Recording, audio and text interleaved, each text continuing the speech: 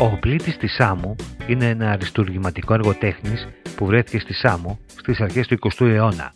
Αποκαταστάθηκε το 1990 και φιλοξενείται στην έκθεση των Αρχαιολογικών Μουσείων του Βερολίνου. Τμήματα του κορμού και της κεφαλής του βρέθηκαν αρχικά σε ανασκαφές που διενήργησε το Γερμανικό Ινστιτούτο στο Ειραίο της Σάμου στις αρχές του 20ου αιώνα.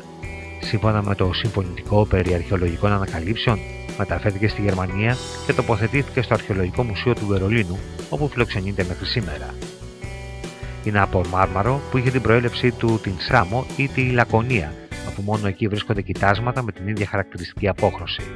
Παριστάνει έναν πολεμιστή με ιωνικό κράνος που σκεπάζει αμυντικά ολόκληρο το κεφάλι και το πρόσωπο εκτός των ματιών, της μύτης και του στόματος, δίνοντας απληκτικό χαρακτήρα.